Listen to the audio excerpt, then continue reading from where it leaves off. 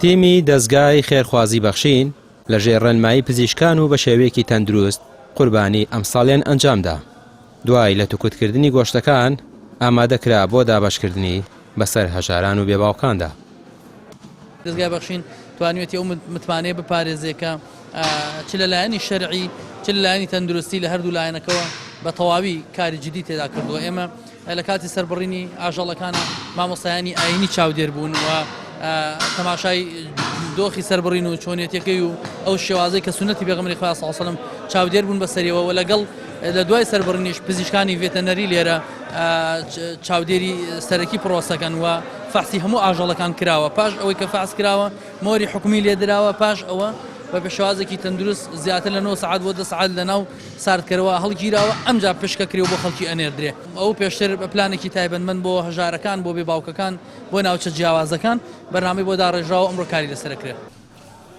ئەمساڵ 2000 سەر ئاژەڵی بچووک و گەورە لە کوردستان و ئەفریقیا و میسر و هیندستان لەلایەن بەخشینەوە کراوە بە قوربانی تایبەت بە خەڵکی لە قەوماوانی غەزە. گۆشتی قوربانیەکە لە هەردوو وڵاتی میسر و هیندستان لە قوتو دەندرێت و دواتر بە ڕێکاری خۆی ڕەوانەی غەزە دەکرێت. لە دوو ڕۆژی کۆتایی جەژندا لە قەزا و نەحیەکانیش بەخشین ژمارێکی زۆر ئاژەڵ دەکات بە قوربانی. ئەوەی تا ئێستا لە بەرچاو هاتووە وەکو ئامارێکی سەرەتایی زیاتر لە 2000 سەر قوربانیمان کرد بە ئاژەڵی گەورە و بچووکەوە. بۆ غەزە و ئەفریقا ئێستا لیژنێکمان ئێمە لەوەیە ڕاستەوخۆ دوێنێ ڕێژەیەکیان سەربڕیوە ئەمڕۆ ڕێژەی تریان سەربڕیوە ئەو چەند ڕۆژە مەوجودیان هەیە لەوێ لە ئەفریقان و بۆ غەزەش لە دوو وڵاتەوە ئێمە کردومانە لە مسر لەگەڵ هیندستان لەم دوو وڵاتە بەڵام بە خێرخوازانمان وتووە کە سەیاتوە 2 بۆ 4 مانگمان داناوە.